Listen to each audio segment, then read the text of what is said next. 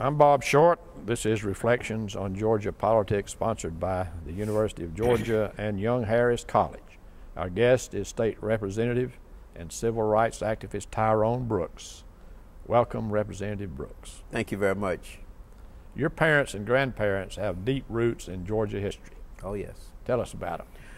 Oh, Lord. My daddy and my granddaddy and my paternal grandmother come out of Hancock County, Georgia, Sparta.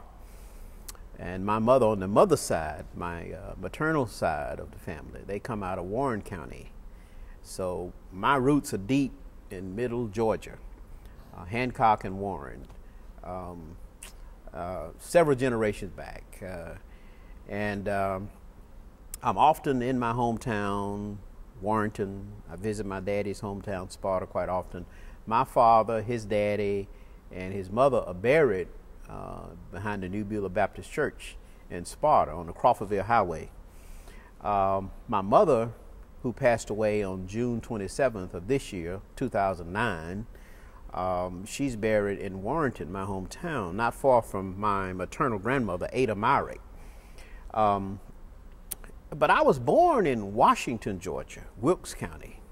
My mother gave birth to me by a midwife. A midwife delivered me on the way to the hospital in Washington, Georgia. There was no hospital near Warrenton when I was born. There is one in Thompson, Georgia now, 11 miles away. But when I was born, there was no hospital in Thompson. There's still not one in Warrenton. So the nearest hospital was Washington, Wilkes County.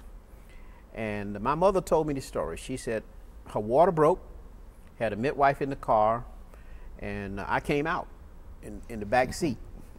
And they took me to the hospital in Washington, Wilkes. And after examining me, the doctor said, "This baby is sick. This baby has the double pneumonia. Call your preacher and your undertaker. There's no hope. Within 24 hours, we're quite certain this baby will be dead." My mother refused to accept that. And my grandmama Ada, with some other ministers, followed the car on up to the hospital, and they came into the room, and my mother said, the doctor said, "Well, might as well call the preacher and undertaker. There's no hope for this child." And my grandmama Ada was, we call it sanctified and Holy Ghost in the country. And she was a strong believer. And she said, "The doctors don't really know. They're guessing. Let's just pray over this baby." They prayed over me all night long. The next morning, the doctors came around on their little rounds, checking on all the children in the room. And they heard me crying real loud. I guess I wanted some milk. And they peeped in the door and they said, "Whose baby is this?" And my mother said, "This is my baby. This is the one that you all examined yesterday, and you said the baby wouldn't survive 24 hours. And the doctors picked me up and took me down the hall and examined me again. There was no sign of pneumonia. And they came back into the room and they said, "This is a miracle. We don't believe this. We didn't give this child any medicine because we were quite certain he would be dead today." And they said, "There's no sign of pneumonia." So my grandmama stood up. And they said, "Well, who are you?" My grandmama was very fair. Her father happened to be a white man. And she looked totally different from my mother. He said, "Why are you in here with this colored woman?" She said, "This is my daughter. That's my grandbaby." And she said, "Let me tell you all one thing." She said, "Y'all may be smart. You got those degrees. You've been to all the medical schools, the Emory, the MCGs, Harvard, Yale." She said, "One thing about it, even though you all are educated, you ain't God. And God was not ready for my grandbaby to leave here. And I've never been sick since I was born. I had a kidney stone about 9 years ago, and I thought I was going to die because I'd never had one before, and I didn't know what it was. But my doctor examined me. He said, "Oh, just a little kidney stone, a little old stone on your kidney." They took that off. That's the only time I've ever been ill in my life since I was born. So I knock on wood, Bob, in good health, according to my doctors. But I'm the miracle child in the family. I'm not supposed to be here. Your dad was a railroader. That's right. He's a railroad man. My daddy worked on the old Georgia Railroad line from Augusta all the way to Macon. And my daddy had an incident in Warren County. My daddy used to lay the cross ties to put the rails on the tracks. My daddy was a very proud black man from Sparta, and my daddy was a very industrious, frugal man. He had saved up enough money to buy him a brand new car. He wanted a Chevrolet, and he went to Wiley's Chevrolet Company in downtown Warrenton to buy him a car. And now I didn't know this until my son Tyrone Jr., who is now in law school, started researching his granddaddy's history, because he wanted to know, why was granddaddy in Philadelphia, Pennsylvania, and grandmama in Warrenton? Couldn't figure that connection out. So he finally figured it out. He started investigating it by talking to relatives and old timers, and he discovered, because my mother had never told me this story, my daddy went to buy a Chevrolet, and he walked into the dealership, and a young white guy walked up to him and said, "Boy, what can I do for you?" And my daddy said, he used profanity according to my mother. And he said, "You don't see no blank, blank boy." And that was some words. And that was a fight in the showroom. My daddy wanted to fight. And the manager came out to apologize. But my daddy knew he had to get out of there. And his cousins from Sparta came and picked him up and drove him over to Augusta. Some relatives from South Carolina picked him up, took him to Charleston, and he went on up to Philadelphia because he knew he was going to be killed. You couldn't fight a white man during that era and survive. The Klan would come get you if the law enforcement didn't. Well, he was not arrested, but the Klan probably was going to kill him or burn down his house. So he went up to Philadelphia, Pennsylvania, and in a week's time, he was working for Penn Central. And when he got to Penn Central, he became a sleeping car porter. He started working on the inside of the cars rather than on the outside. And he joined the A. Philip Randolph Brotherhood of Sleeping Car Porters Union and was a card-carrying member. He always had two cards with him. He had the A. Philip Randolph card, and he had an NAACP card in his pocket at all times. My daddy died on December 7, 1987, at the age of 77, and we funeralized him in Sparta. That's where he's resting. But he was a very proud black man, and his legacy is primarily railroad work. That's all he did. Mm-hmm. So you grew up in Georgia? Yeah, Warrenton is where I grew up. When schools were integrated? Well, segregated. The schools were segregated. We desegregated our school system by marching and picketing. Even though the U.S. Supreme Court had ruled in the Brown versus Board of Education case, 1954, the schools in my hometown, all the way up to 1970, resisted integration. We had to march and picket against the Board of Education. Many of us young children who were walking and picketing, we were banned from school property. The Board of Education actually sought an injunction to keep us off the school property because we were picketing. Now, we were still students now, but they said, no, you all are picketing, you're marching, you're troublemakers, you come on this property, we're going to put you in jail. Some of us had to go down to Boggs Academy in Keysville, which is like 25, 30 miles away. And that's how I completed my high school education, by going to Boggs Academy. I didn't finish in my hometown of Warrenton. I had to go down the road to Boggs, a private preparatory school founded by the Presbyterian Church. I received a scholarship because of Reverend Hosea Williams and Reverend Joe Boone, and that's how I got my high school education. But across the South, young children were so fired up about the Civil Rights Revolution, reading about Dr. King and Abernathy and all the great leaders. We were getting it from television every night, CBS, ABC, NBC. And we were reading the black press, the Atlanta Daily World, the Pittsburgh Courier. Those papers were coming into our homes and neighborhoods, and we were just taking in all this. And so students across the South began to rise up on their own. We were inspired by King. We had never met King, but we were seeing King every night and reading about King in all the black press and some of the major media like the Atlanta Journal-Constitution and the Augusta Chronicle. And we were just like other children. We stood up and we started our own little movement. And we attracted the attention of SCLC. And here comes Hosea Williams. Here comes Willie Bowler. Here comes Dr. Abernathy and Dr. King. And one thing leads to another, and then I get swept up in it as other children. And at age 15? At age 15, I was just a little volunteer, a little old skinny kid, big afro on my head, a lot of hair. A lot of times us children didn't know what we were doing. We were just out there, and we were mimicking what we were watching, say from Montgomery and Selma and all St. Augustine and the Freedom Rides, John Lewis and others on those buses being attacked. We were just inspired by all of that. So what was happening in Warrenton was spreading. Crawfordsville, Sparta, Lincolnton, all these little towns, Sandersville, students were standing up. And you go into Mississippi, Alabama, Florida, the Carolinas, the same thing was happening, Tennessee. And so it was kind of an uprising by students, young people, and we began to attract the attention of the national leadership. That's how it all happened, really, across the South. When did you first meet Dr. King? Oh, I met him when I was 15. It was strange how all this happened.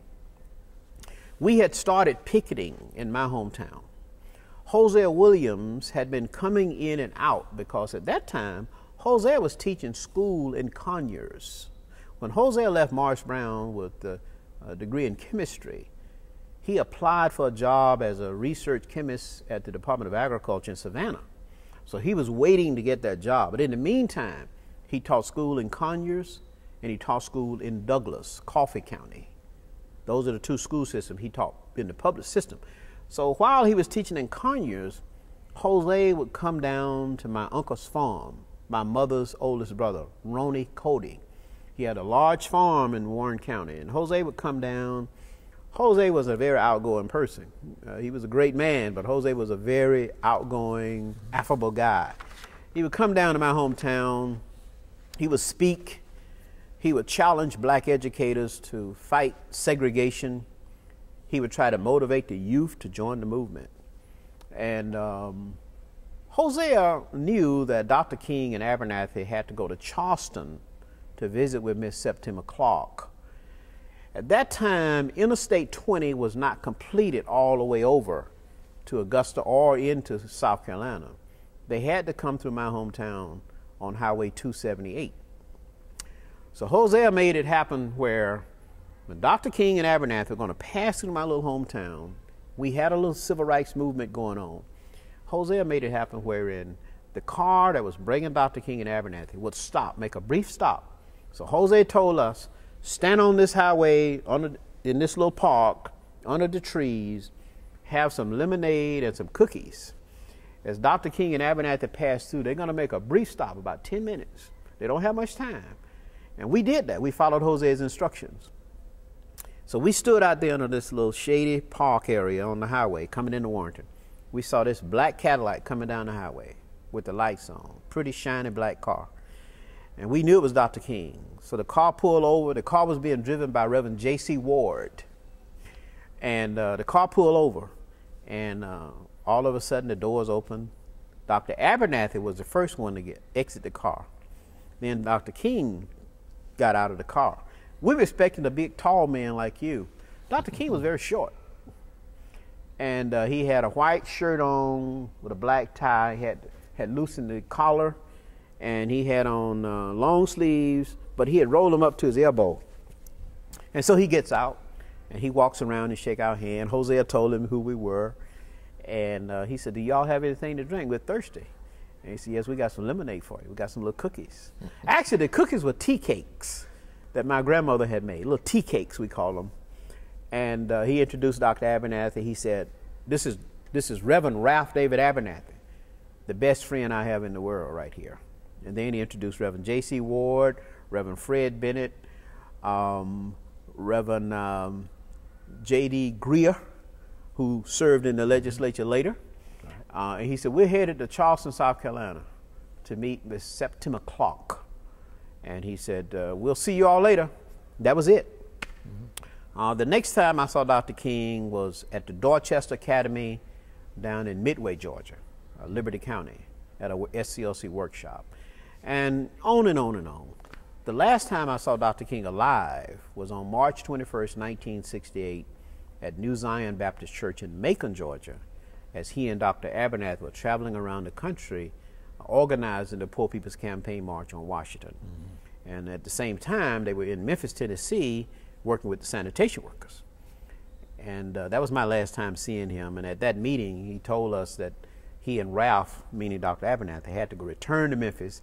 He said, Andrew Young doesn't want us to go back. We got too much on our plate. He said, but Jose says, if the president and vice president of SCLC don't return to Memphis to help the sanitation workers, both of us should resign. And he said, Jose is right, so we got to go back. He said, but when we finish in Memphis, we're going to come over to Monroe, Georgia, where we were assigned then, and we're going to help y'all with this Moores Ford Bridge lynching case. We were not working on the Moores Ford Bridge lynching. We were working on school desegregation. But he said, we're coming to Monroe because Dan Young, an undertaker in Monroe, wants us to come. And he said, where's Dan?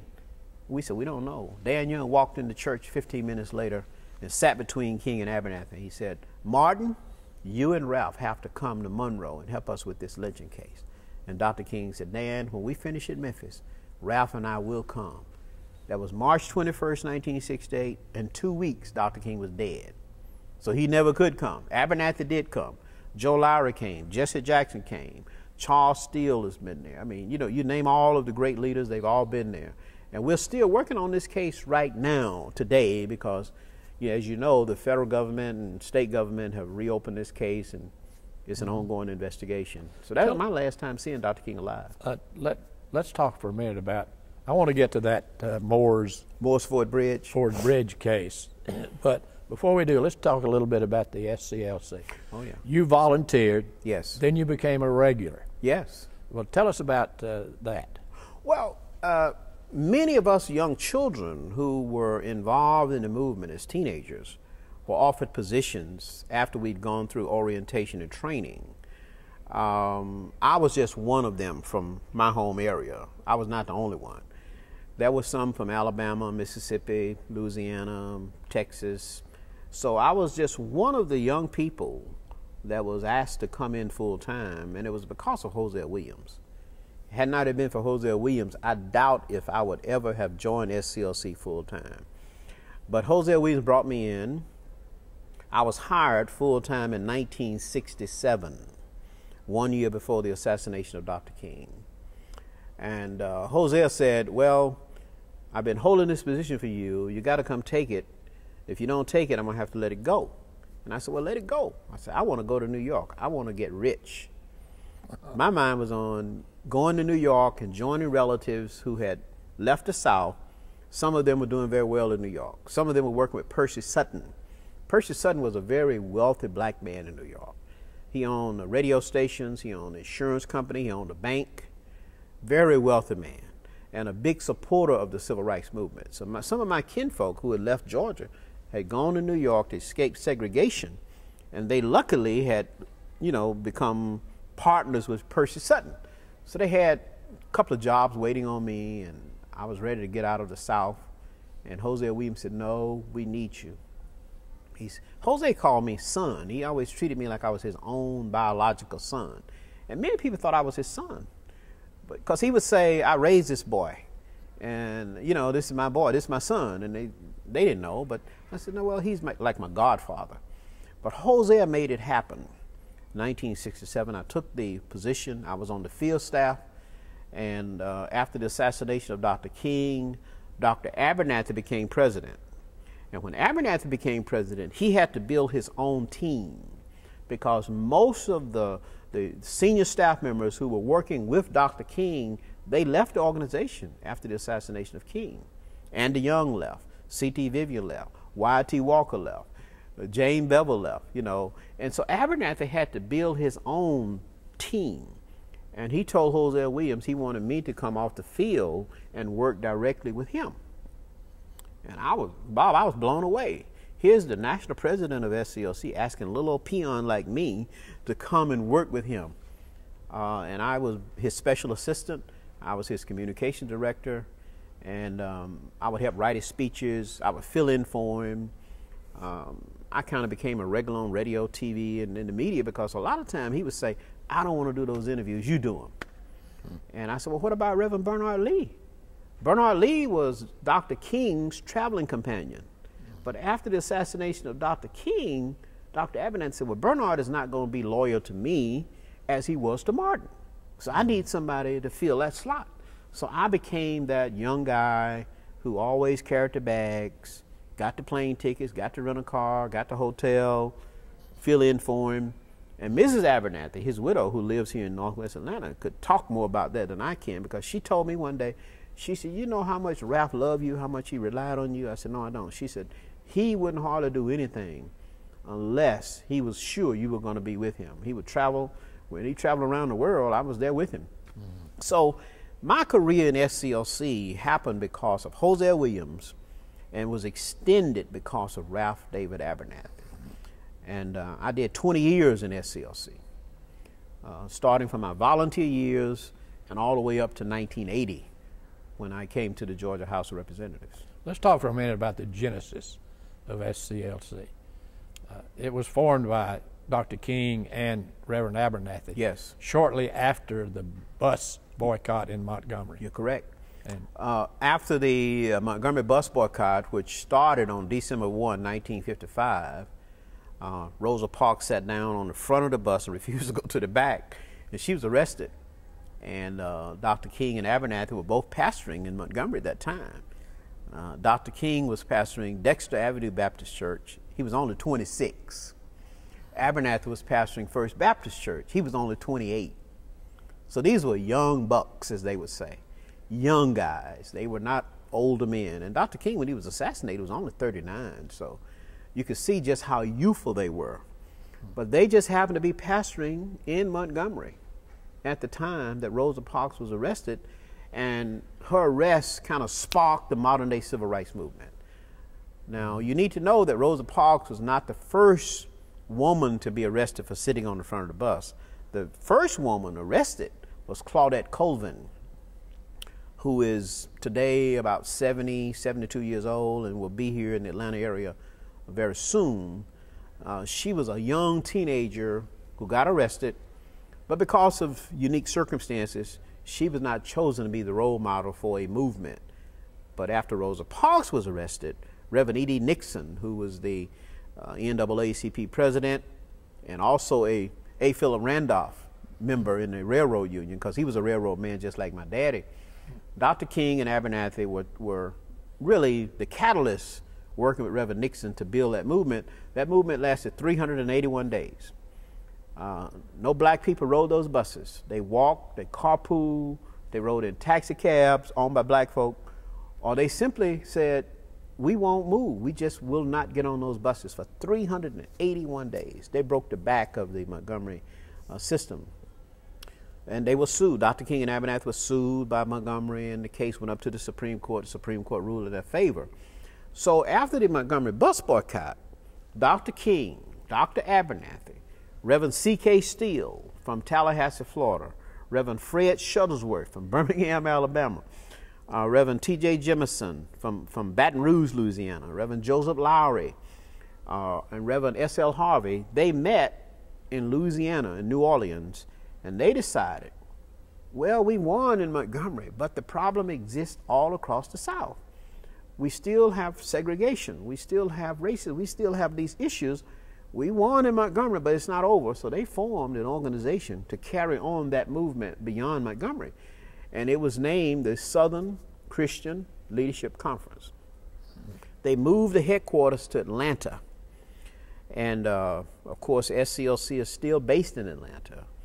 SCLC became the, I guess you could call us the modern day civil rights activist-oriented organization, because there had already been civil rights organizations before SCLC, the NAACP, the Congress of Racial Equality. You had the Student Nonviolent Coordinating Committee, you know. So you had other groups, but SCLC became something different, something unique. And it was because of King and Abernathy and that team of leaders.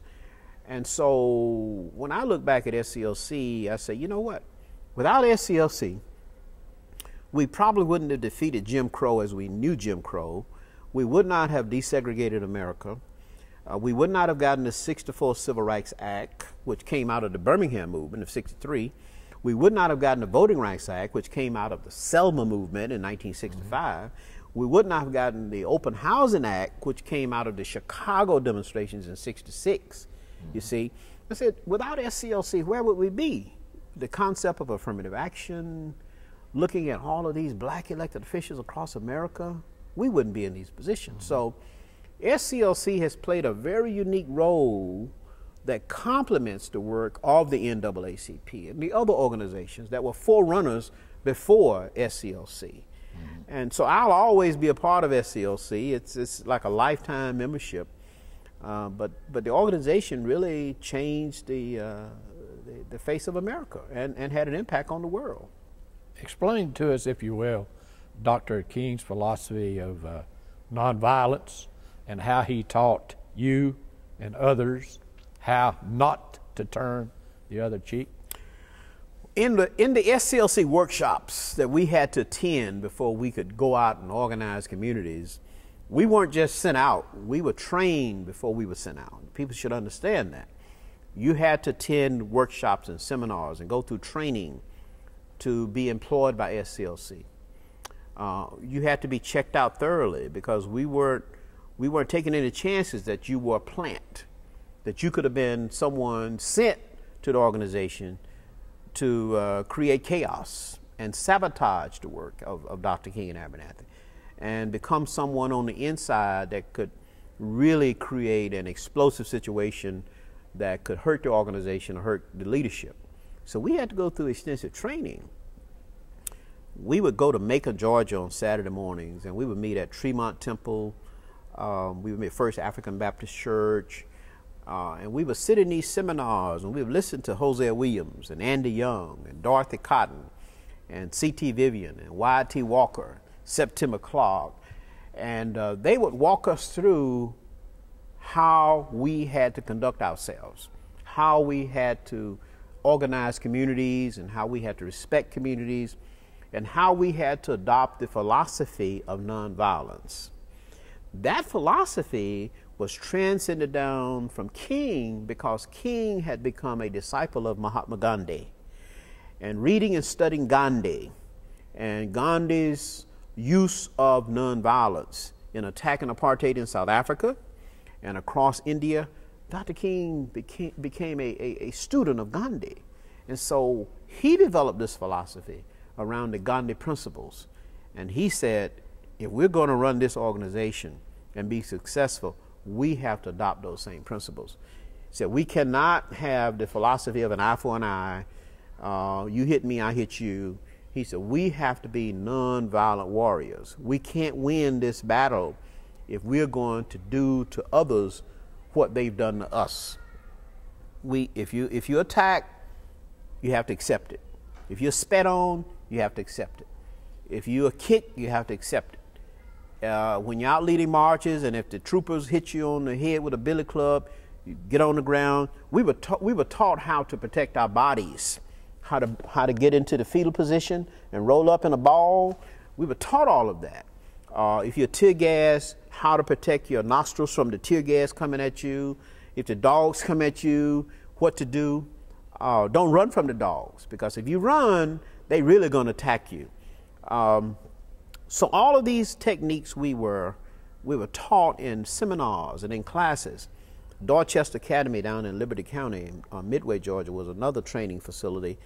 Penn Center near Charleston, South Carolina, was another training facility. A little place called Frogmore, Penn Center. But here's something that we learned from the teaching of King, and this is something that really made us successful as organizers, because you got to remember now, we were 15, 16, 17 young students in college and high school. Dr. King always said, the ability for you to organize communities is going to be based on two things. Your ability to keep cool heads. You can't let people make you angry. He said, before your enemies can destroy you, they first must make you angry. You got to remember that. That was instilled in us. You can't let them make you mad. If you get angry, you pop off, you attack them back, they won. They get you angry, they got you right where they want you to be. The Ku Klux Klan may call you the N-word, but you got to take it. They may call you a communist. You got to take it. You know you're not a communist. You got to take this stuff. Before your enemies can destroy you, they first must make you angry. That was the first thing. The second thing is, in order to be successful as an organizer, you've got to relate to the people where they are and not necessarily where you want them to be. He said, you go into communities and you got to relate to the folk where they are. If you go in talking over the people or down to the people, you'll never, ever organize communities. You got to be able to go out there and talk to those farmers in the fields. You got to talk to the folks standing on the street corners, those unemployed kids doing crazy stuff. You got to go to those corners. You got to talk to them. You got to go into the barber shops, the beauty shops. You got to go into the places of worship. You got to be able to relate to people. And he said, if you can talk to people on their level and relate to them on their level, you will be successful. If you go up talking over them, you're going to miss them. You'll never organize. So those were two things that we were taught. And I think that's why the SCLC organizers were so successful all across America. I mean, all across this country. It was not just down here. We were in Chicago. We were in Los Angeles. We were in D.C. We were in New York, in New Jersey, in Detroit. We were all over. Hosea Williams had the largest staff in SCLC, and we were scattered all across America. And we were successful. Now, some of our colleagues were killed. Some of them were brutalized and beaten and killed. I consider myself one of the blessed ones. I'm still here. But believe me, it was training, it was discipline, it was hard work, it was dangerous work, but that's how SCLC was so successful in accomplishing so many things that people now take for granted. You didn't have the resistance in the rest of the country that you had in the South, did you? In certain areas we did, but it wasn't consistent like the South. The South was, you know, still struggling to reckon with desegregation and integration, and because of the history of the South, that was just automatic resistance. But when we went into Chicago, I was not in the first campaign in Chicago now. That was 1966. I was not there on the ground in the beginning. I went in later with Hosea. But in Chicago, where the late Reverend James Orange and James Bevel and a young Jesse Jackson, Jesse was based in Chicago in seminary school, they started these demonstrations in little pockets, little neighborhoods around Chicago, Gage Park and Cicero and Skokie. They started marching into these what we call them ethnic enclaves, recent immigrants who've come to America. They had set up these little neighborhoods, but they didn't want black people to move into them. They were segregated pockets around Chicago. And so Jesse Jackson, James Orange, and others, James Bevel, they began to march. And Dr. King was called to Chicago. And Dr. King and Abernathy went to Chicago to march into these neighborhoods, and they were attacked. They were attacked. And I mean, they were hit with bricks and bottles, and there were all kind of weapons all out there. People had guns. And were it not for the FBI and the State Patrol of Illinois, law enforcement community, I think Dr. King might have been killed in Chicago. And if you look back at some of the old film footage where Dr. King was leading these marches in Chicago, he's ducking, and he was interviewed right after one of those marches, and he said, you know what? He said, we have never faced mobs like these, even in Mississippi and Alabama. He said, we were just absolutely shocked that we would receive this kind of resistance in the Chicago area. That was one area which was very tough. And when I fly into Chicago now, and I have to go into the Midway airport rather than in O'Hare, when you fly into Chicago in the Midway and you drive from Midway into Chicago, you go through some of those same neighborhoods where Dr. King and Abernathy had to lead those marches. Now, Jesse Jackson decided to live in Chicago. And he says, even today, in some of those neighborhoods, there is resistance. Not as much, but there is resistance. So in certain parts of the country, there was resistance. but it was not as the same in the South. In the South, you had the Ku Klux Klan, law enforcement, public officials, all in the same boat. I mean, the card-carrying members of the Klan were, you know, the sheriffs, they were the mayors, they were the commissioners, and in some instances, of course, lawmakers and legislators. It was a little different down here. But the South has changed tremendously, and that's why today, when you look across the landscape of America, you find more black elected officials across the Deep South than any other region of America today. Wasn't that due in part to the one man, one vote law? Absolutely. You know, it was. After we overcame, the county unit system and the way votes were apportioned based on areas rather than based on the one person, one vote principle. And then, of course, the Voting Rights Act. But yes, a lot of the impediments that were in place to keep us out of public service have been dismantled, and the Voting Rights Act has become the protector of voting rights across the South and other regions of America. You're absolutely correct. What was the relationship between SCLC and other organizations like the NAACP and CORE? Dr. King and Abernathy had a very strong working relationship with the NAACP and CORE and the National Council of Negro Women and other groups, because you see, before SCLC, King and Abernathy were NAACP, which was founded in 1909. So when Dr. King and Abernathy created the idea of having SCLC as an organization nationally and chartered, they decided that SCLC was going to have an intricate working relationship with all of these organizations that were forerunners to this young organization called the Southern Christian Leadership Conference. And if you recall, 1964, when Dr. King won the Nobel Peace Prize, when he was handed a check of $50,000 in 1964, now today the prize is over $1 million. If you win the Nobel today, you get $1 million check. 1964, he received a $50,000 check in Oslo, Norway.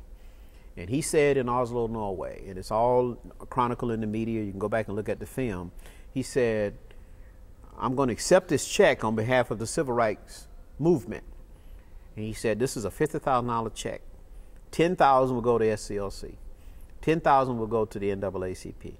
$10,000 will go to the National Council of Negro Women. We're going to give $10,000 to the Student Nonviolent Coordinating Committee. He said, we're going to divide this money up so that all of the organizations, Congress of Racial Equality, CORE, all of them will share in this prize. $50,000 was divided up among all of the organizations. The check was made out to Martin Luther King Jr. He endorsed the check, gave it to SCLC, and then SCLC gave the other organizations $10,000. Now, that was a lot of money in 1964.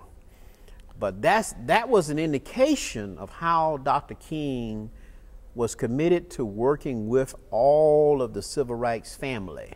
That SCLC was not going to be standing over here by itself.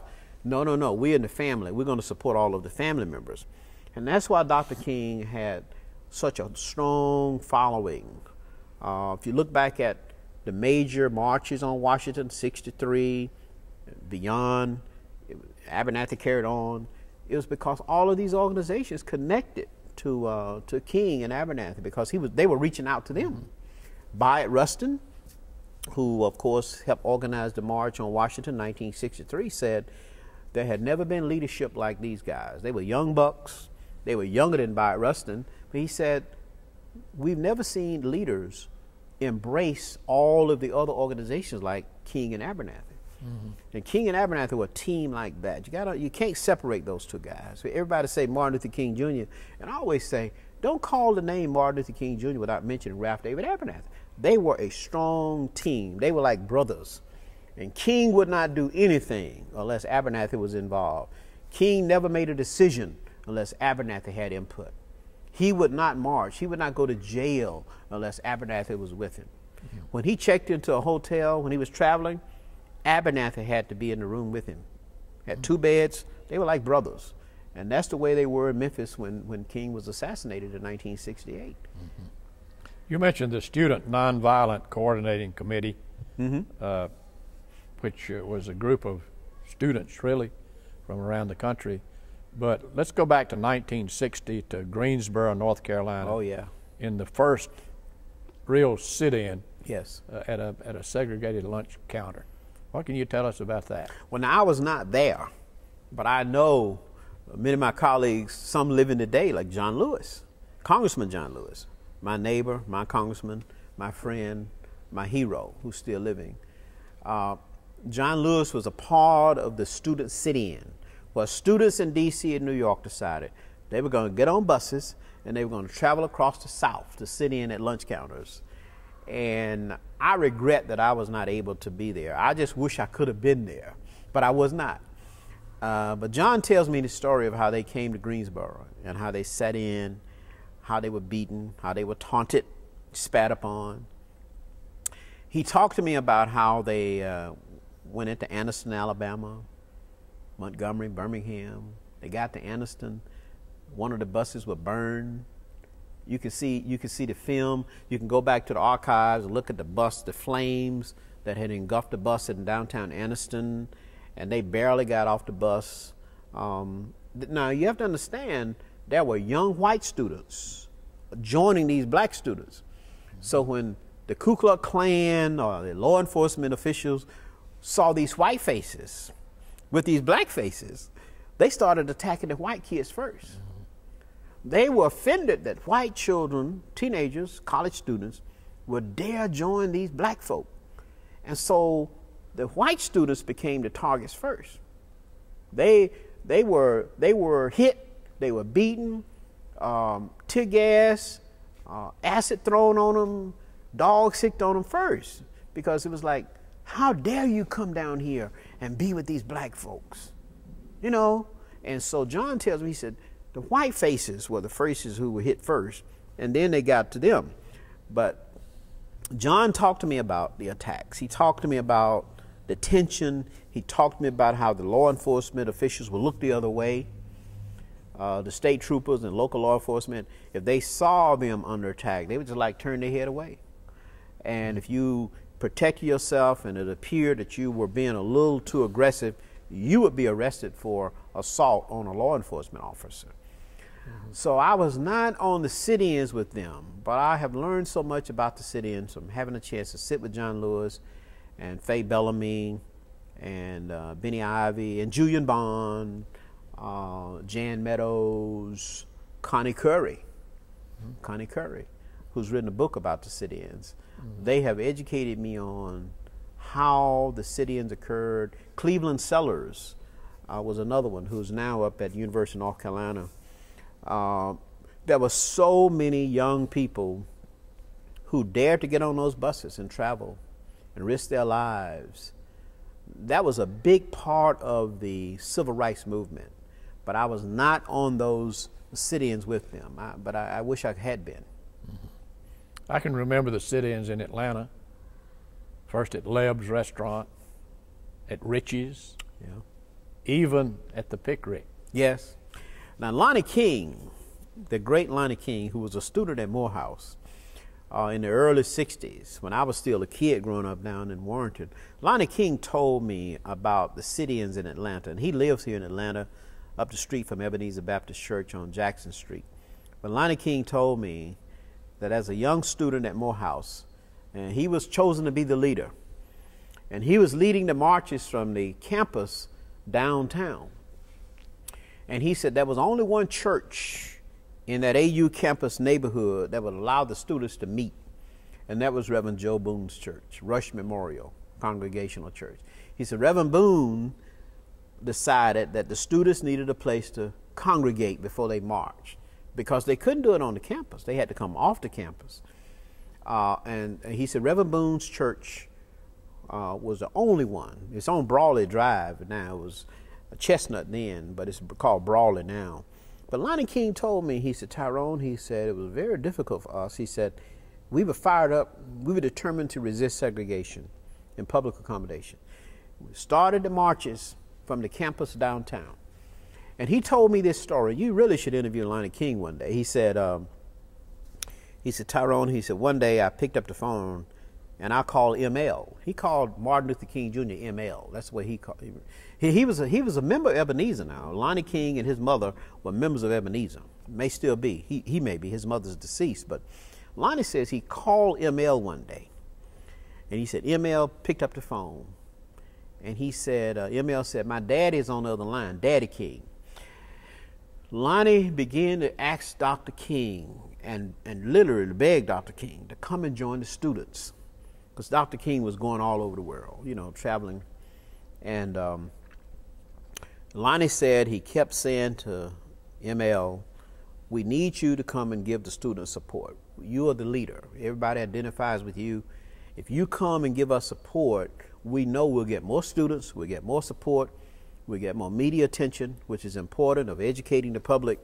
He said, Dr. King was just listening. He wouldn't say anything. But he said he could hear Daddy King saying, Martin, no, son, you got too much to do. You don't need to get bogged down in Atlanta. You got things in Alabama. You got things in Mississippi. You got New York. You got everywhere. Don't get bogged down at home. You're not going to get any support at home. This is your hometown. You're not going to get the same following in your hometown. He said, this is what Daddy King was saying. Lonnie was listening. And Lonnie said, after talking to Dr. King and begging him for about 15 minutes, he said, Dr. King said, Lonnie, I've heard everything you said. All I need to know is, where do you want me to meet you and what time? And Lonnie told him, said, I want you to meet us. Lonnie told where, I don't remember where, but Lonnie said, I want you to meet us. He might have said Rush Memorial, but I want you to meet us at this place at this time. We'll have all the students ready for you. We're going to put the word out that you're coming. We're going to leaflet the campuses. And he said when Dr. King showed up, he probably had 10 times more support. And I saw a picture of Dr. King and Lonnie King with this young student, this female student in the middle of them. The AJC did a little profile on Lonnie about a year ago. And when I saw the profile on Lonnie, I called him up and I said, tell me who that beautiful woman is in the middle of you and Dr. King. And then tell me about some of the others behind you. And he walked me through all of that. He told me who the people were. And I said, where are y'all going on this day? He said, we're going to Rich's department store on that day. Mm-hmm. He said, we're going to Rich's on that day. And he said the next day, we went up the street and we started picketing other businesses. He said, but the target was Rich's, because Rich's was the larger employer in downtown Atlanta at that time.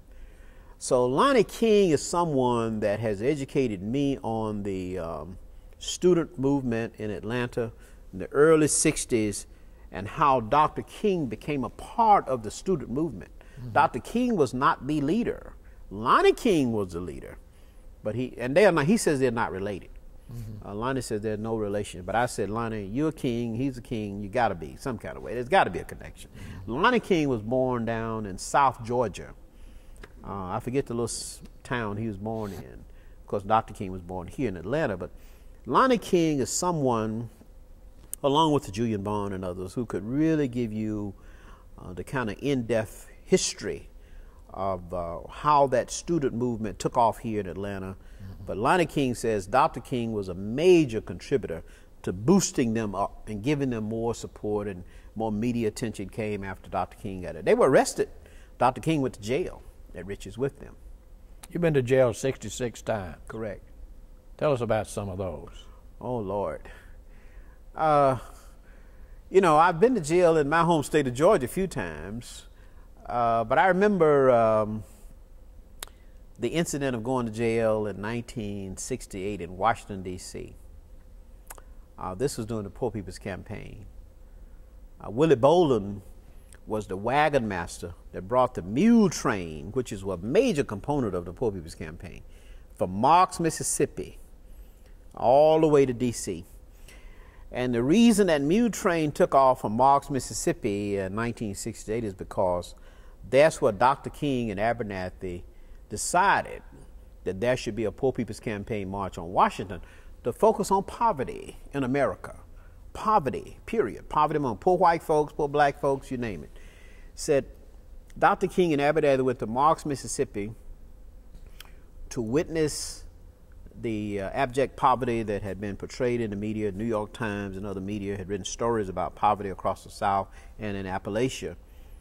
And they focused on Marks, Mississippi. Marks, Mississippi in 1968, according to the U.S. Department of Agriculture, was the poorest county in America. And so King and Abernathy went out there. And Dr. Abernathy and Hosea told me that when Dr. King landed and they drove him to Marks, Mississippi, so Dr. King started looking around and he saw outdoor toilets. He saw homes with no running water. He saw shotgun houses with holes in the roof. He saw little children walking around bare feet. Little children, little bellies protruding because of malnutrition. He said, Dr. King said, I can't believe this is America. Dr. Abernathy talked to me about this. He said, Tyrone, he said, Martin broke down and cried like a baby. He said, Martin King cried like a baby when he saw this poverty. Just cried. He said, Ralph, I just can't believe people in America, the richest nation on the planet, could live in conditions like these. He said, Martin broke down and cried like a baby, just crying, you know, just weeping. And he got up and he said, Ralph, Jose, we got to call this to the attention of America. We got to do something about this. And that's when they decided that there would be a poor people's campaign to go to Washington and demand from Congress and the White House and all of the federal agencies focus on poverty. And you recall the Herman Talmadges of the world and the Ernest Hollands of the world from South Carolina. These were very powerful men in Congress. They headed powerful committees. And the civil rights movement was able to get their attention. Well, Hosea sent me to Marks, Mississippi to help Willie Bolden bring that mule train across Mississippi, Alabama, Georgia, Carolinas, Virginia, and up to D.C. So we came across Mississippi with State Patrol escort. Came across Alabama with State Patrol escort. As we're coming into Georgia, across that Alabama line, the first town is Tallapoosa. We come up I-20, coming into Tallapoosa. Governor Lester Maddox said, I'm not letting no mules come down I-20 into Atlanta. We had a mule train. We had mules up front. And we said we are coming because we come across Alabama on interstate highways with State Patrol escort, Mississippi, here we are coming into our home state of Georgia. Maddox said no. So he sent Lieutenant Hightower down I-20, big tall trooper, the tallest trooper I've ever seen in my life, 7 feet tall. He came down there and he said, if you don't get off this interstate, we're going to arrest you. We're not getting off the interstate. So they arrested us, put Willie Bolden in the jail in Tallapoosa, put me in the jail in Douglasville, and they locked up our mules in a stockade. Yeah. The news media called Dr. Abernathy. All the media rushed to Dr. Abernathy in Washington, D.C. He was already at Resurrection City in D.C. We had set up what we call Resurrection City, which was a tent city from the Washington Monument to the Lincoln Monument on the mall. Nothing but tents. And so the media called Dr. Abernathy, rushed to Dr. Abernathy, your mule train is in jail in Georgia. What are you going to do? And Dr. Abernathy, with his slow Linden County, Alabama southern drawl, said, well, we're going to give the governor of Georgia 24 hours to release our mules and our staff. Otherwise, we might have to move Resurrection City from D.C. to Atlanta. The next day, Governor Maddox said, we're going to let the mule train come on into Atlanta. We're going to have the State Patrol escort them in. So the troopers came out. Lieutenant Abernathy came out, and the troopers escorted us on into Atlanta. We brought those mules and wagons down I-20, and we stayed at Pascal's on Martin Luther King. It was Hunter Street then. It wasn't Martin Luther King in '68. And we had our rally at the Old West Hunter Street Baptist Church, which is right down the street there on the corner of Chestnut and Hunter then. Today it's Martin Luther King and Broadway. The next morning, the troopers came. They escorted us on down I-20 to Augusta.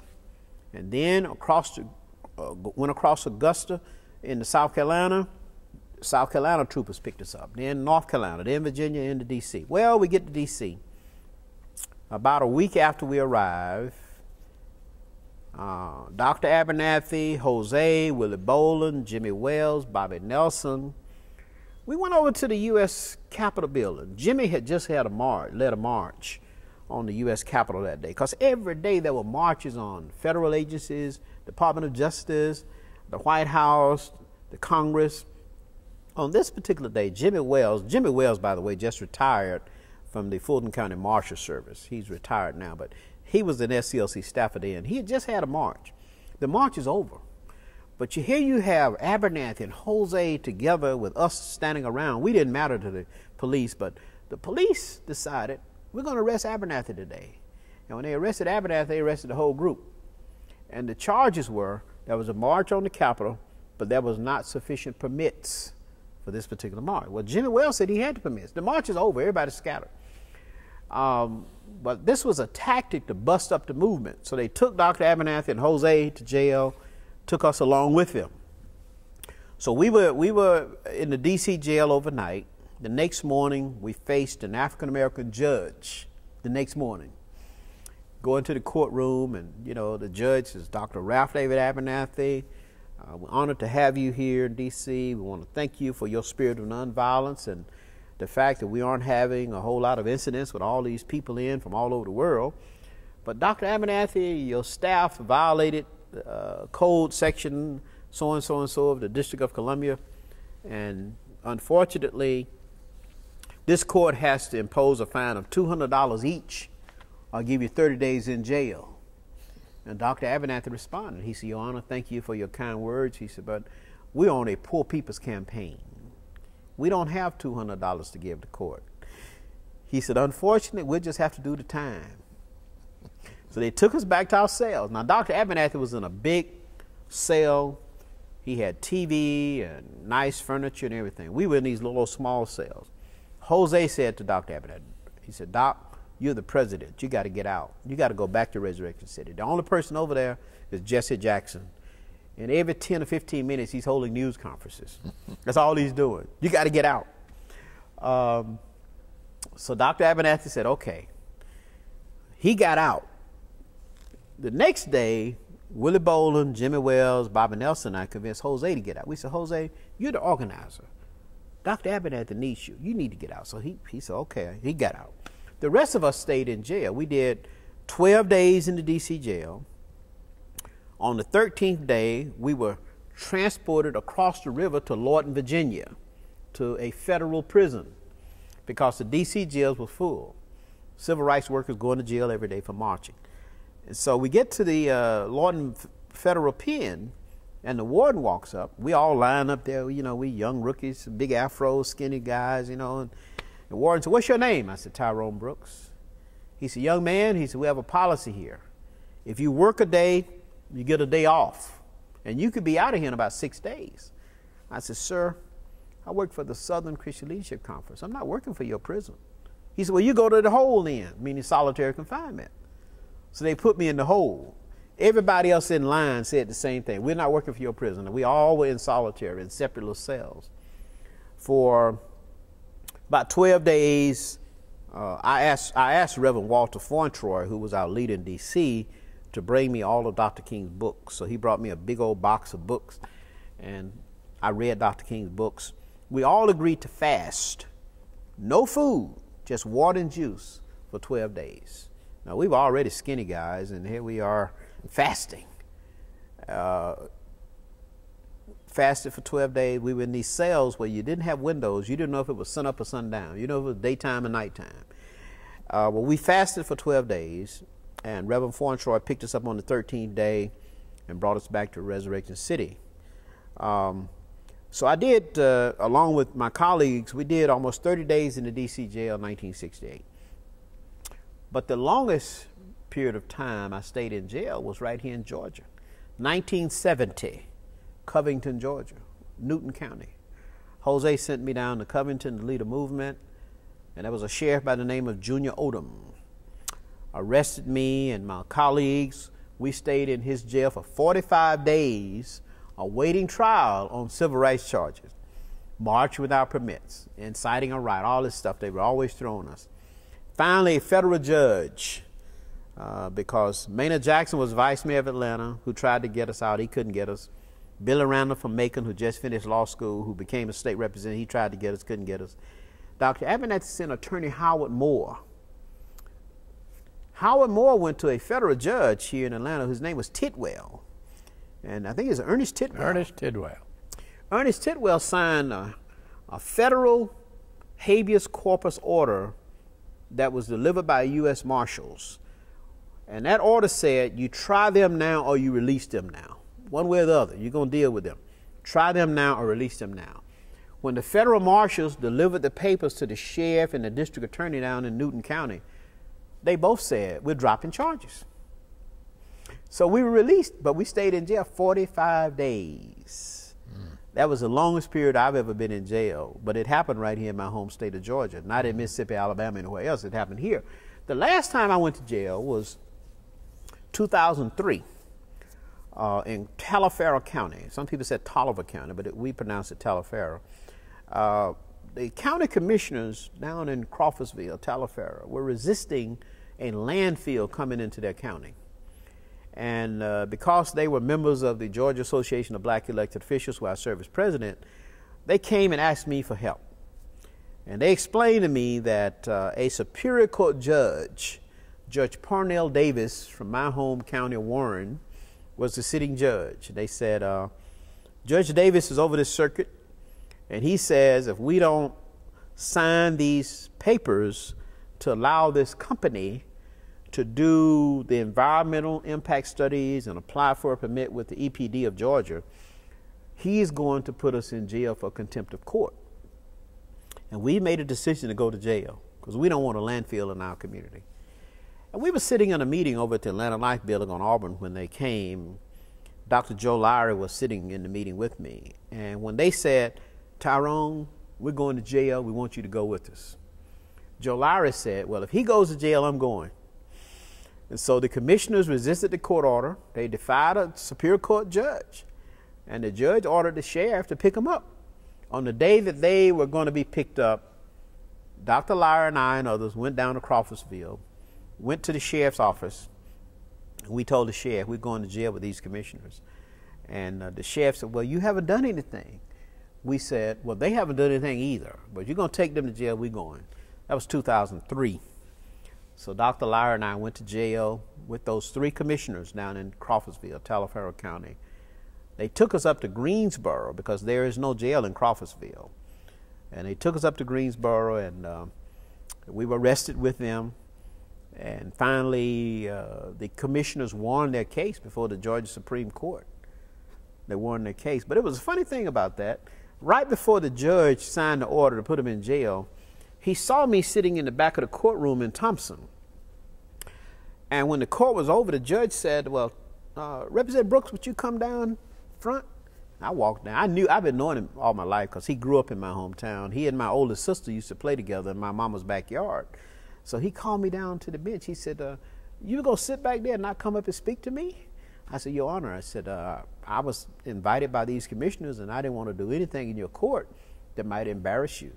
He said, well, you know, I've been knowing you since you were a little boy. I don't understand why you... I said, well, I'm here with the commissioners. I just want you to know, if you're going to put them in jail, I got to go with them. And he just shook his head like, oh, my God, no. He is retired from the bench, but he lives right there in Warrenton behind the courthouse. Parnell Davis. When I got elected to the legislature, whenever he came to Atlanta, he would come in this chamber to visit with me. So 2003 was the last arrest for me in my career, and I had the chance of taking Dr. Joe Lowry with me on that occasion. The two things that really, really gave impetus to the movement was the sit-ins and Bloody Sunday. You're right. Got national attention. It was a disgrace. It was a disgrace, but it happened, and the late Maynard Jackson used to say that Bloody Sunday March, which produced the Voting Rights Act, he said, Maynard would say, the Voting Rights Act became the most important federal legislation signed into law since the Emancipation Proclamation. That's the way Maynard Jackson used to refer to that Voting Rights Act. He said, the Voting Rights Act came into being because of that march. Yeah. But I was not in that first one. Of course, all of us have seen the film, and Hosea and John Lewis have talked to me about how it happened, what happened. Many of the people that were injured on that bridge later died. But were it not for that march, there wouldn't have been a Voting Rights Act. And without a Voting Rights Act, you would not be talking to me today as a lawmaker. Yeah. We got that. So Oh, you got that? Yeah. So you can join if you want. Well, there's no doubt that that the Bloody Sunday in Selma, Alabama, passed the Johnson's Voting Rights Act. No doubt about it. Completely changed politics in the South. It changed the politics of the South. It really changed the course of America in terms of how America will become a greater nation by allowing people of color to serve in the body politic. I just wish I had been in Selma that day. But Hosea Williams was based in Selma. C.T. Vivian was based in Selma. John Lewis was working for the Student Nonviolent Coordinating Committee, SNCC. And John was down the road in Lowndes County, which is a little county between Dallas and Montgomery. If you're on Highway 80, you come out of Selma going to Montgomery, about halfway up, it's a little place called Whitehall. That's Lowndes County. And that's where SNCC was based. Rap Brown, Stokely Carmichael, John Lewis, all of them. All right. Up there in Selma, C.T. Vivian and Jose and Jane Bevel had been organizing in Selma. And they had agreed with the local citizens that they were going to march from Selma to Montgomery. The reason they were going to march is because right down the road in Marion, a young man who had been in Vietnam, who come back home, was killed because he dared to stand up and ask the state troopers and police to stop beating his granddaddy and his mother. His name was Jimmy Lee Jackson. Jimmy Lee Jackson was killed in Marion, Alabama, before the march took off from Selma to Montgomery. James Orange told me, he was in Marion, he told me one day, he said, Miss Lucy Foster and other women, Amelia Boynton, decided after Jimmy Lee Jackson was killed in Marion that they were going to march to Montgomery to protest all this violence. And after Jimmy Lee Jackson was killed, there was an agreement that they would march from Selma to Montgomery, which is 50 miles. Jose was there in Selma. C.T. Vivian was in Selma. James Bevel was in Selma. And Dr. King was in and out. On the day that they had agreed to march, Jose was still there. Dr. King had to preach at Ebenezer. Dr. King sent Andy Young over to Selma to tell Jose to wait till next week. And Jose said, Dr. King needs to understand, the people here in Selma are going to march, whether I go with them, whether you go with them, whether he's here or not. They're going to march because they're sick and tired of these killings and they want the right to vote, so they want to go to Montgomery. They have to cross that Edmund Pettus Bridge to get to Montgomery. Jose said he told Andy, tell Dr. King, we'll march today. When he gets here, he can lead a march, but we got to go today. Jose said to me, he said, James Bevel came up to him and said, Jose, Dr. King changed his mind. He said, go ahead and march, and he'll catch up with you later. Well, James Bevel was a jokester. Jose said Dr. King had never told Bevel that, but Jose said to me, he said, Bevel was trying to give him encouragement. Just go ahead and march. Well, Jose decided that he would kick off the march from Brown Chapel AME with Reverend F.D. Reese. John Lewis came up from Whitehall, Lowndes County, to join them. So when you look at the photographs of the lead marchers, you see Hosea Williams on in your photograph, he would be on your left side. John is on the right side. Jose has on I think he has on a white trench coat. John has on a black trench coat. I think that's the way it goes, or vice versa. Well, they are right up front. Right behind them is Reverend F.D. Reese, Pastor Brown Chapel. And Jose told me it was about 200 or 300 people with them. And Jose says as they began to march up, right up on the top of that bridge, the state troopers were waiting. And he said the sheriff, Jim Clark of Selma, and those state troopers had blocked the bridge. And they could hear them on their bullhorns saying, "Stop. Do not come any further. Stop." And Jose said he and John decided, we ain't stopping. We're going on, no matter what happens. He said as they continued to march, those troopers kept coming toward them in a wall. It was like a long line, a wall of troopers just coming at them. And they had the billy clubs, and they had tear gas, and they had dogs on the side, and they had trucks behind them. And Jose says, all of a sudden, it just looked like an army facing them. And he said the tear gas started coming, the troopers started coming, then there were law enforcement officers on horseback, swinging billy clubs and running over women and children, shooting that tear gas, just beating people. And they beat them back across the bridge. And Jose said some people couldn't get up, and they were still beaten. They were beaten down again. They were beaten down, and they couldn't move. And he said he and John made it back to the church. And Jose told me, he said, Tyrone, when we looked back at the bridge, we could see blood running down that bridge toward us, where they had brutalized people so much so that their wounds had opened up and blood was coming down that bridge. He said tear gas was in the air like a fog, like a thick fog. And he said they went back to the church, and they gathered at the church. And he said they called Dr. King to let him know what had happened. And then all of a sudden, here come all the media coverage, you know, because all the cameras were rolling. All the networks were there.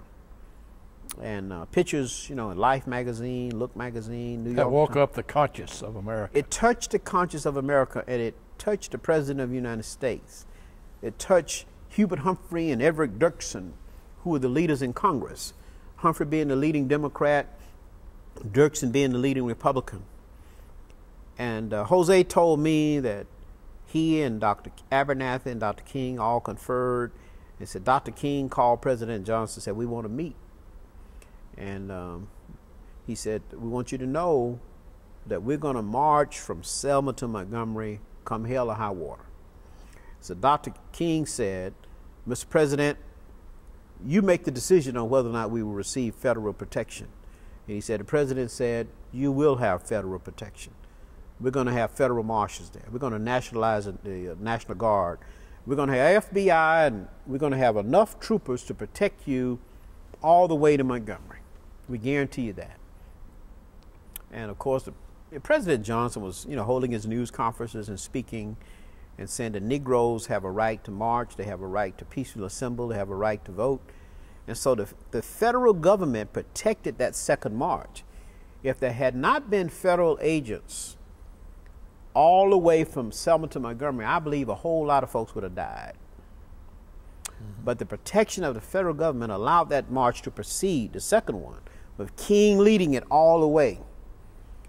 And, you know, some of us little rookies, we were on the tail end of the march. We could see the troopers, but we could also see in the distance, we knew they were Klansmen. We could see people in the little pickup trucks with shotgun racks. We knew who they were, but they were not going to come near those federal marshals. They knew those federal marshals were going to drop them if they did. So they stayed back from us. There were taunts along the route. You know, a truck full of them would ride by us and scream the N-word at us and call young white kids N-lovers. There were a whole lot of white faces in that march, of course, all the way. It was a mixture of blacks and whites and brown, red, yellows. A lot of Jewish leaders who had come down from the north. A lot of famous Hollywood entertainers and actors were in that march.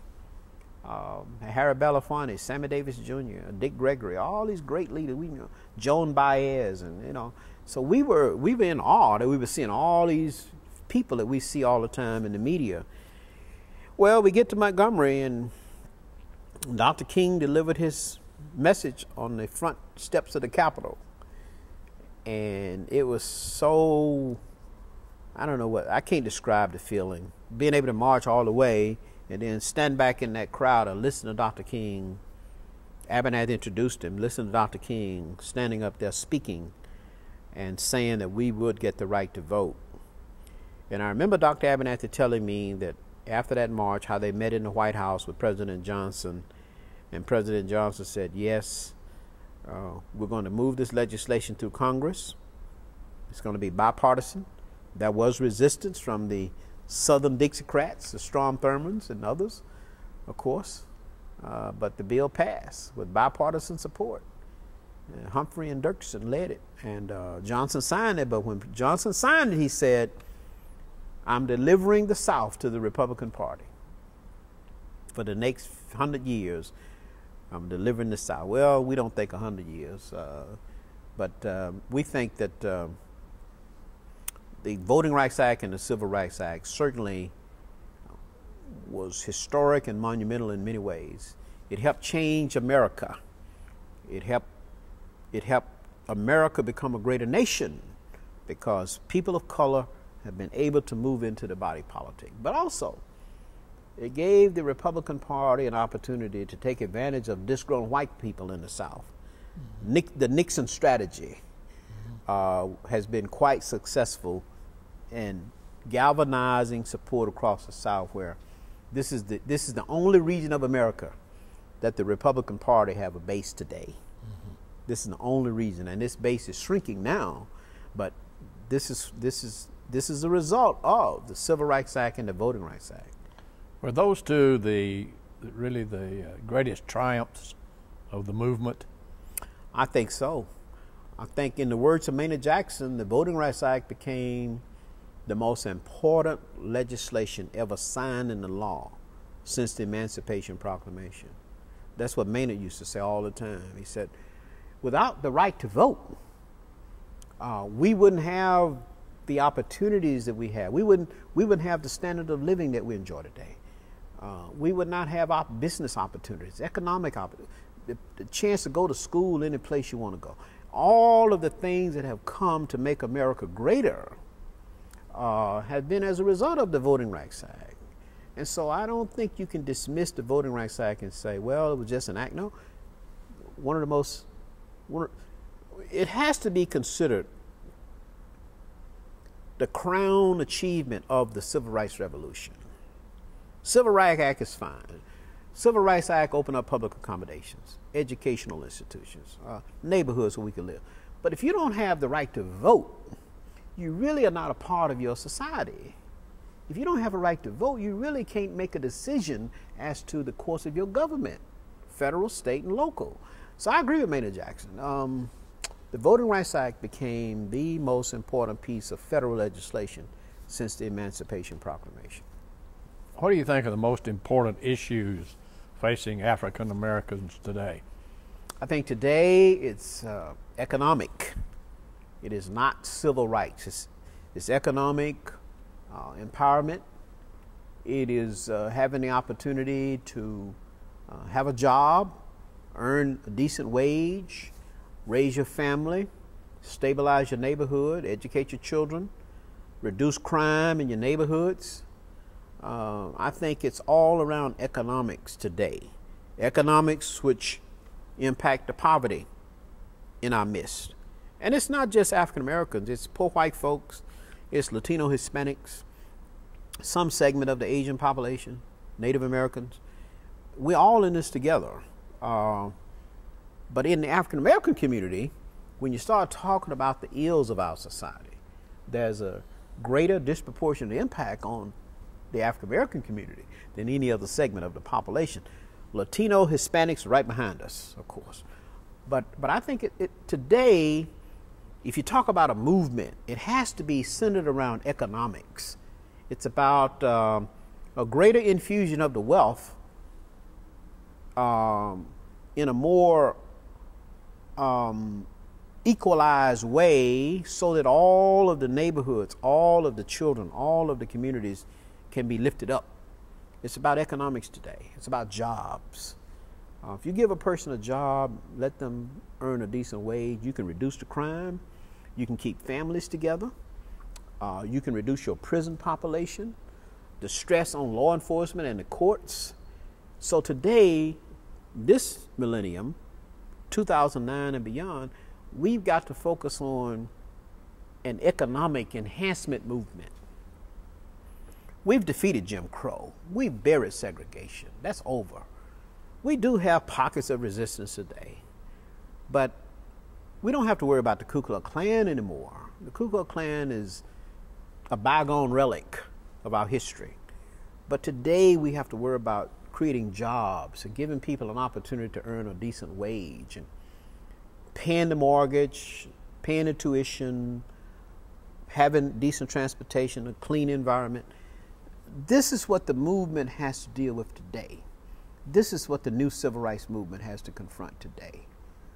The crime in our communities, we read about it, we see it every day, saving these young children from lives of misery in jails and prisons. What's the status of SCLC today?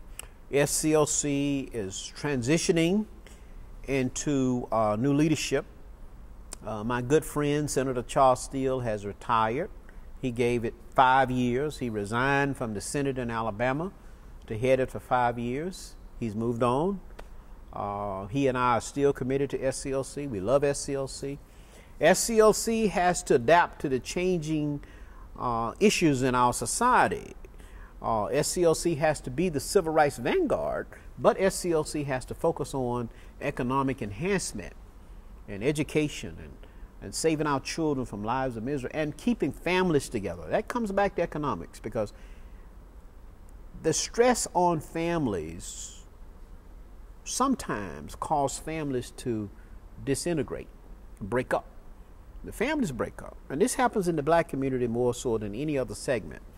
The families break up. Daddy goes one way, mama goes one way, the children are lost.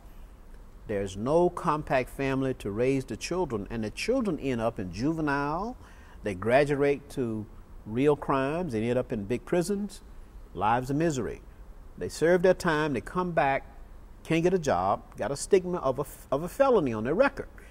And this leads to more crime. This leads to more recidivism. And so the civil rights leaders of today have to be focused more on economic development, economic enhancement, so that we can keep families together, we can reduce the crime, we can enhance education. And I think this is the next civil rights movement in this country. I really do. It's got to be around economic, and Jesse Jackson preaches it more than anybody. But I think that's the next frontier for the civil rights movement. When did you get interested in becoming a politician? Well, it wasn't my idea to ever be in public office. Reverend Joe Boone, who was the first director of Operation Breadbasket in SCLC, he was one of Dr. King's ministers in that inner circle. He suggested to me the latter part of 1979 that I should come to the Georgia Legislature. And when he said that to me, I said, you mean you want me to go and do some research? You want me to go and pick up some legislation? You want me to run an errand? What do you mean? He said, no, we want you to serve. And I said, Reverend Boone, nobody's going to vote for me. I said, I'm considered a radical civil rights worker. Who will vote for me? Big afro, dashiki on, Tommy Smith, John Carlos medallion around my neck. I said, who's going to vote for me? You know what he said to me? He said, well, they've already voted for your daddy, Jose Williams. He's up there already. Jose was elected in 1974. Well, I told him no. I said, no way. I said, the people of Atlanta are not going to vote for anybody like me. And he said, well, you think about it. The next day, Dr. Ralph David Abernathy called me. And he said, son, Joe Boone called. He tells me, we want you to go to the legislature. I said, Dr. Abernathy, you know nobody go. He said, they've already voted for Jose. What do you mean? Julian Bond is up there. Yeah, but not me.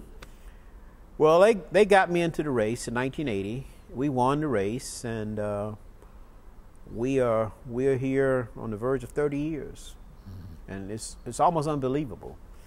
This was an accident that I didn't plan, but it happened. Well, let's talk about your goals. You came here in what, 1981? Yeah, I was sworn in 81. Freshman legislator. What did you hope to accomplish? I just wanted to survive it. I just wanted to come in and exist and work with my colleagues. And I remember the late Sidney Marcus taking me to Speaker Murphy, Tom Murphy, who was the king of this chamber. We called him King Murphy. The late Sidney Marcus took me in before I was sworn in, and I remember sitting in Speaker Murphy's office on his couch, just the three of us.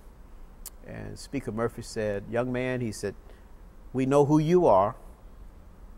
You don't have anything to prove. I just want to know one thing." I said, "What is that, Mr. Speaker?" He said, "Do you want to be a serious lawmaker?" I said, "Yes, that's why I'm here." He said, "If you want to be a serious lawmaker, I'll help you." He said, "I will always be there for you, to help you, to guide you, to advise you, but I will never do anything that would hurt me back home in Bremen." He said, "I have to get elected in Bremen in Harrison County. You get elected in Atlanta." He said, "If I can help you without hurting myself back home in Bremen, you can come to me." He said, "But always know, if you give me your word on something, I expect you to keep it." He said, "If you can't keep your word, come back and tell me." We shook hands, and Speaker Murphy made it possible for me to become successful in moving legislation. He and Larry Walker, Terry Coleman, Calvin Smyrie, they have helped me survive here for 30 years. And I gave you a little legislative chronology. You can peruse it and see what we've been able to accomplish. I always tell people, whenever you congratulate me on moving legislation through, that's okay, but you have to understand, I am just one vote. If I can't get 90 other people to vote with me, legislation doesn't pass. So it's not me moving legislation, it's us moving legislation collectively. And that's the legislative process. But if you have a presiding officer who will cooperate and work with you, you have a governor who will work with you have a Senate that will work with you, you can move legislation. So whatever people give me credit for, they should understand that it was a collective group of us that were able to come together and do it as a team rather than one single individual. And I know how, the media will say, well, Brooks passed this or Brooks. No, well, Brooks introduced it, but we passed it. And so I'm proud that we've been able to accomplish some meaningful, significant legislation. Two significant things. First, the flag. Yes. You were an early leader in an effort to change the flag. Yeah, in early 80s, I was asked to take the lead on the flag issue, and it lasted almost 20 years. And we were able to reach consensus in 2001 when Roy Barnes was governor. Roy Barnes helped us tremendously get the votes. Speaker Murphy did not block us. He could have just winked his eye and killed us, but Speaker Murphy gave us the green light, and we were able to get it out. And Mark Taylor was lieutenant governor, and we were able to get it enacted on December 31st, 2001. Governor Barnes signed it into law and gave me the pen. And I said, I want to chop this pen up and give pieces to all of my colleagues who helped. He said, well, I got pens for them too, don't worry. But that was a significant day for us because we took down the old Confederate battle flag, retired it to the museums and archives, and raised a new flag. And we're very proud of that accomplishment. But the work we did in areas of judicial reform, where we had to challenge the state on. Yeah, let's talk about. I was going to ask you about that. Well, it started out as a lawsuit in 1988 to force the state to give more African Americans opportunity to become judges and prosecutors, and it led to an out-of-court settlement under the watch of Governor Zell Miller. And we signed an out-of-court agreement in 1992 that has led to the election and appointment of more African American judges of any state in America now. We lead the nation in terms of black judges, from the Supreme Court, Court of Appeals, Superior Court, State Court, on down to Magistrate Court. We're number one. So that litigation, which led to an out-of-court settlement, to me has become a landmark. It's called the Brooks litigation, but you look at it, you have to say that all of the co-plaintiffs working with us across the state, Michael Bowers was Attorney General, Lachlan McDonald over at ACLU, our lawyer, Governor Miller signed it in his office. To me, that was a very monumental day because it changed the face of our judicial branch. It reformed the judicial branch, not only getting us more black judges and opportunities to become prosecutors in these circuits across the state that are 30% and above black, but it also changed the Judicial Nominating Commission, Judicial Qualification Commission to give us input. And I think the other thing, if you look at that whole chronology of legislation, reforming the welfare system in the mid-'80s, having the support of Joe Mack Wilson from Cobb County as my partner on that, changing the old workfare program to what we call Peach today, and how we move from punitive welfare reform to positive job creation and support to give people a hand up so they can become gainfully employed. And then finally, I think when you look at what we did for the law enforcement community in 2006, if you look at that chronology, you'll see House Bill 101. Governor Perdue signed it into law. House Bill 101 was a bill that we sponsored to help those African-American law enforcement officers who had been denied membership in the Peace Officers Benefit Annuity Retirement Fund, which is a pension system. They couldn't join because of their race in the 50s. And all the way through the 64 and all the way up to 76, they were locked out. Once it came to our attention, Governor Barnes and the late Bill Cummings, not late, but former Representative Bill Cummings, we all worked together and got Senator Eric Johnson in the Senate from Savannah. We all worked together and we passed House Bill 101. And what it did was, it allowed these law enforcement officers who had been denied membership in the pension fund, Peace Officers Benefit Annuity Retirement Fund, to come in. The state paid half of their membership. They paid the other half to come into the fund. So their pensions will increase when they retire. And many are retiring now. But Governor Perdue signed that in 2006. And when I travel around the state and I run into law enforcement officers, black and white, they say, thank you, because nobody had paid any attention to this. And I said, well, it came to my attention from Sergeant Earl Westbrook on the Atlanta Police Department and Sergeant Richard Strout. Westbrook is black, Strout happens to be white. Strout, who still works with the APD, Strout pushed these black officers to get legislation enacted so they could enhance their pensions.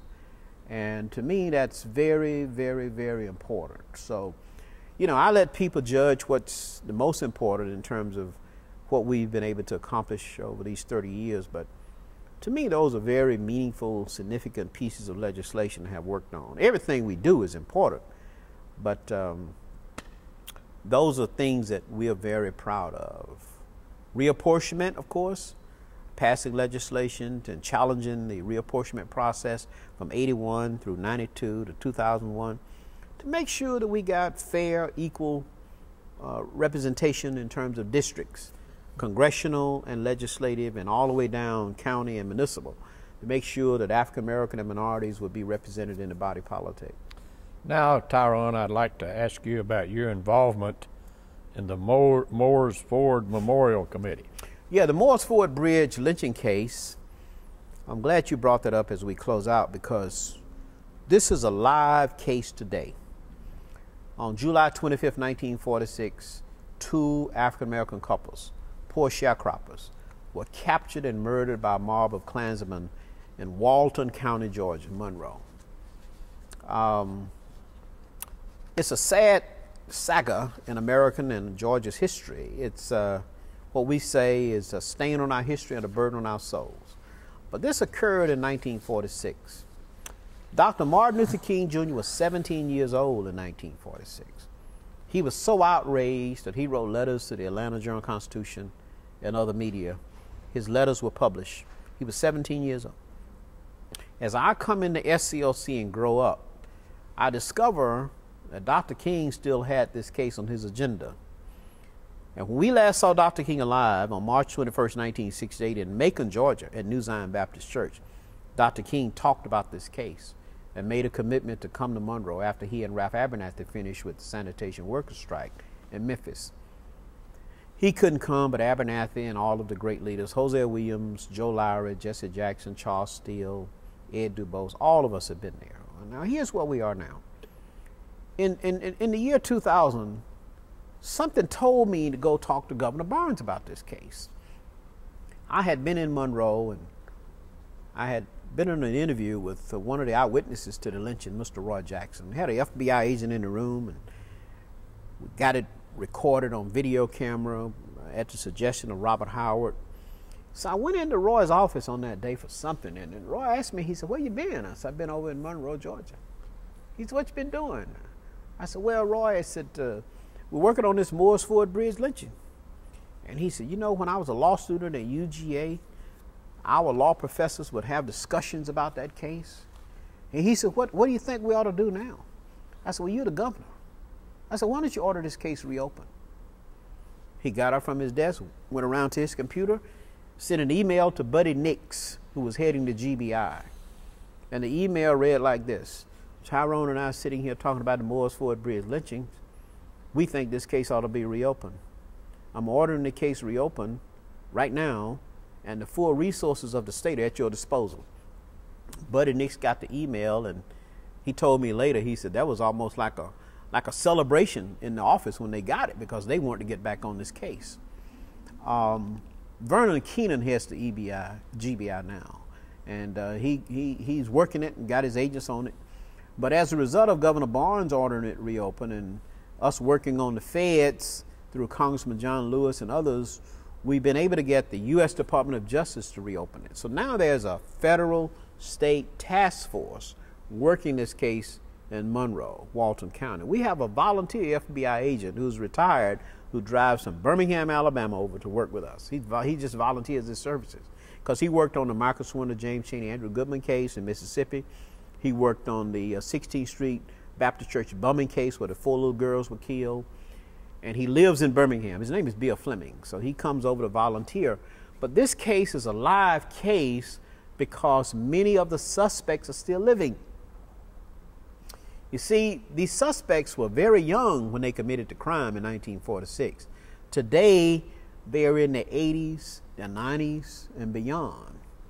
But I try to draw the parallel between what's happening here and what's happening with the International War Crimes Commission and rounding up old Nazis who committed their war crimes against Jews in 1943 in Poland, Germany, and other parts of Europe. The International War Crimes Commission is hunting down old Nazis today, right now. And they're going to be tried. Some of them have already been tried in The Hague in the Netherlands, because these crimes were crimes of murder and genocide, and there is no statute of limitations on murder. And so we always say, if these old Nazis can be rounded up around the world, like the Paul Hens from Lawrenceville, Georgia 2 years ago, and John Jamjuk from Cleveland, Ohio, they can be deported back to Germany to stand trial. Yes, we have to do the same here in America. These old suspects, they may be up in age now, but they were young then, and there's no statute of limitation on murder. Because of the leadership of Roy Barnes, governor of Georgia in 2000, we were able to set up a reward fund, and that reward fund has now grown to $35,000. And we always say, any citizen out there who wants to collect this reward, call the FBI, call the GBI, or call the Georgia Association of Black Elected Officials by going to our website at gabio.org. If you have information that can help us arrest and prosecute these suspects, then you can collect a reward and remain anonymous. So this is a live case. This case was the catalyst to drive the Emmett Till bill into federal law. President George Bush signed the Emmett Till bill into law October 7th of last year. And there's a $100 million appropriation attached to that bill so that more agents can be hired, more forensic scientists, prosecutors, lawyers, working these old cases across the South. They call it the cold case squad. And if you read Jerry Mitchell's article that I gave you earlier from the Jackson, Mississippi Clarion Ledger, you will see how in Mississippi they are still working on many of those old cold cases. The Michael Swerner, James Chaney, Andrew Goodman case is not dead. There are other suspects still living. Michael Swerner, James Chaney, Andrew Goodman were killed 18 years after the Malcolms and the Doyces were murdered here in Monroe, Georgia. So the Monroe, Georgia lynchings at the Moores Ford Bridge is one of our priorities today. And thank God the FBI and the GBI are on the scene, on the ground, working to bring closure to this horrible massacre. Tyrone, I've enjoyed this conversation. I could talk with you all day, but I know you have I don't want to put you to sleep. Time limitations. I would like to ask you one final question. How would you like to be remembered? Oh, Lord. Whenever I leave this planet, I hope that the historians and the people of this state and the nation will look back and say, here's a little old fellow, a little cotton-picking peon peasant who was born in Washington, Georgia, grew up in Warrenton, who was fortunate enough to have great parents, great mentors, mentees. He had an opportunity to come into the civil rights movement and survive it, wasn't assassinated, stayed in good health, ended up in the Georgia House of Representatives and served 30 years. And the only thing I want people to look back over me and say is, you know what? He tried to help the people to the best of his ability. That's all. There is nothing outstanding about me that people would look at and say, but kind of like Dr. King. Dr. King said he didn't want to be known for a Nobel Peace Prize or anything like that. All he wanted people to say about him is, I tried to help somebody. And really, that's all I want. The people to say, he tried to make a difference. He tried to help the people who needed to help, who couldn't help themselves. That's enough. Well, you've done that. I want to continue to do that as long as I live. Good. Thank you so much. Thank you, Bob.